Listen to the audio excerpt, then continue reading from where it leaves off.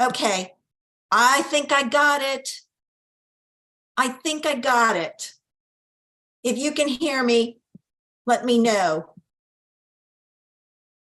It's like, holy cow. I joined with computer audio and I'm telling you, technology is giving me a fit. It's a good thing I'm going out of town for a break. Okay, I think I got it. I think I got it. If you can hear me, let me know. It's like, holy cow. I joined with computer audio and I'm telling you, technology is giving me a phone. Good thing I'm going out of town for a break. Okay. All right. Let me review. I think I got it. All right. I think I got it. If you can hear me, let me know. Now I'm hitting. All right. Okay. Can you still hear me? Okay. I was getting an echo, so I had to turn my computer off, but the audio on the screen wasn't. Oh, thank you guys. All right, let me review this. All right, what you want to do, you're going to start with a piece that's 5.5 by 8.5. You're going to make a gatefold card, so you're going to score it at 2 1/8, flip it around, 2 1/8.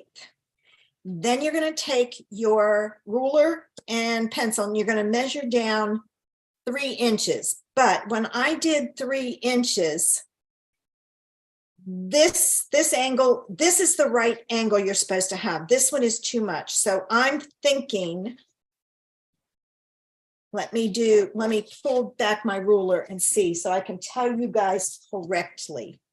This one is down 3 inches. See, this one is off. So when you measure, you want to measure 3 inches from the top down. I'm assuming this, I'm going to say this is the top. And then when you go to cut it, see how it's off a little bit? You're going to cut from that mark to the score line. And that's what gives you this. Like I said, this, if it was here, would be the same angle as that. So there is how you do that. I did the same thing, or to do my pattern paper, I put it on the inside, okay? And I left myself a little bit of a border here, and then I traced this angle. I flipped it over and traced it, and then cut it. And I did the same with both sides, because you can do everything you can think of and it's going to be off, and this is off big time, but that's okay. All right, now I put my white piece that's 4 by 5 1/4 inside and I stamped it. So there's the gatefold. So we're up to this. I used some soft sea foam and the scallop circle, and I punched out a piece of that, and I'm going to set it aside. I used the flower stamp and I stamped it in fresh freesia. I'm going to use garden green, and I'm going to stamp my leaves. I tried a couple of different greens. I did not like the soft sea foam. It just didn't go to me with the pattern paper. So I used a couple of different ones. Now I'm going to cut these out. So I played with it. I pulled out a couple of greens. I tried shaded spruce. The shading was off a little. It wasn't the right hue, so to speak, of green. Okay. All right, let me cut these out. So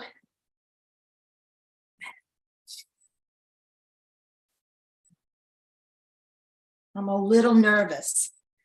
I watched a lady this morning and she was talking about the color refresh that Stampin' Up! Is doing and that demos get to see in about an hour or so. She thinks Bermuda Bay and Coastal Cabana are gonna retire because Lost Lagoon is close to that. I hope she's wrong. I really do. Okay, so I've got this and this, and I'm going to put my flower behind it. And as you see, this one wasn't stamped all the way, but that's okay. And I knew it would be okay because I'm putting it behind my flower. Now I'm going to take and put a glue dot there. I love using glue dots in this way behind my flowers because it makes it so easy. You stick it where you want it and it's stuck.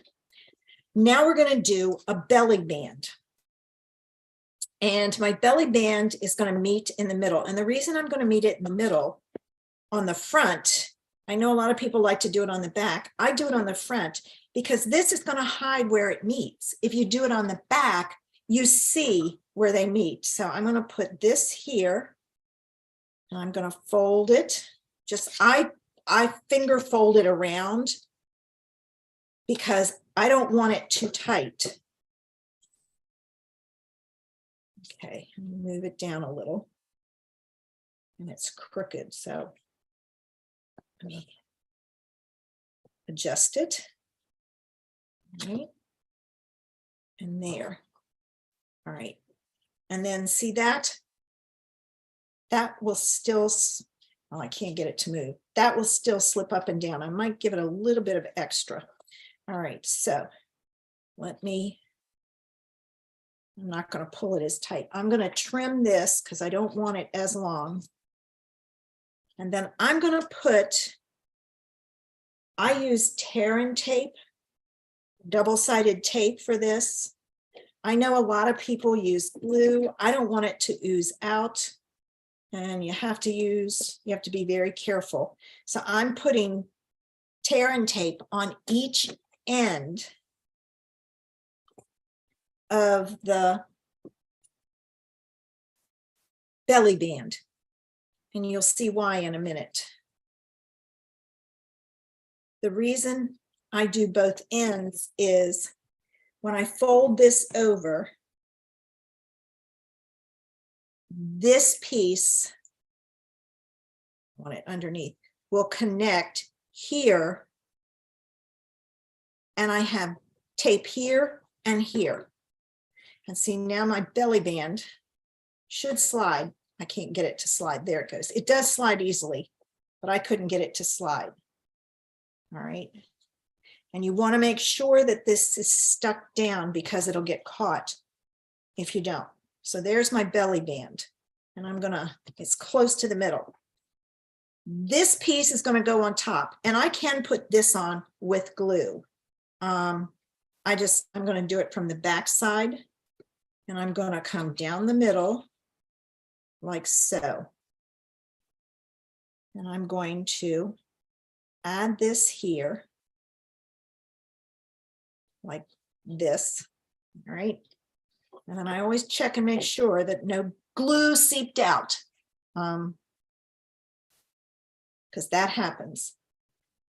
Okay, so I've got it. This I'm going to put on the front, and I'm going to use dimensionals because I love my dimensionals. And I have to tell you, as far as I'm concerned, Stampin' Up! Has the best dimensionals. They're just the right size. You have to be careful when you use dimensionals that something's not too thick. When it goes through the mail, you'd have to add extra postage. And I've never had that problem. I need one more. I'll cut just one end real quick with the Stampin' Up! Dimensionals. So they are worth their money and they're not expensive. I do cut mine in half because I like them cut in half. It gives me a little bit of flexibility. All right, now when I put this down, I have to make certain that the dimensionals don't go off. All right, and then I think I'm going to use hello. So give me a minute. I pulled it. Left it there. I'm going to put, well, I'm going to flip this around because I want that flower at the bottom. I'm going to put hello up here at the top.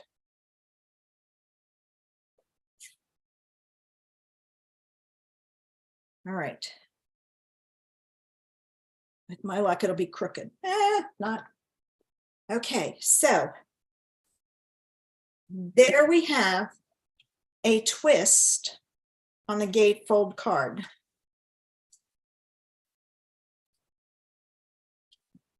It does slide easy. I'm just struggling today. So what do you think? I mean, you can add some gems on here and everything else. So there's the twist on the gatefold card. And you can write a message here, sign it down here, or just stamp up here instead of hello, have a great day, thinking of you, whatever you want.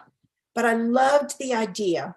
And really and truthfully, once I put this on, you can't see that this and this are too far off, but I need to get that figured out. I think I measured wrong. So what do you think, ladies? After all the technical difficulties, I can't find my pen now. Grab this one. I keep two here because I always lose one. There it is.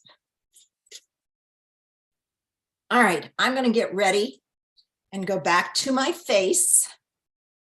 Because I know everybody has things you got to get done. So let me move this out of the way. And well, after all the technical difficulties, and obviously I'm not done with technical difficulties. Oh my gosh. All right, guys, thanks for sticking with me. I really appreciate it. I hope it gave you an idea. And now I'm not going to, I should be back next Wednesday and I should be able to do another Facebook Live. Hopefully they will get better. I have to do some experimenting to find out why I'm having trouble going live. So have a great weekend, guys. I hope you have gorgeous weather and you can get outside and enjoy it. Bye.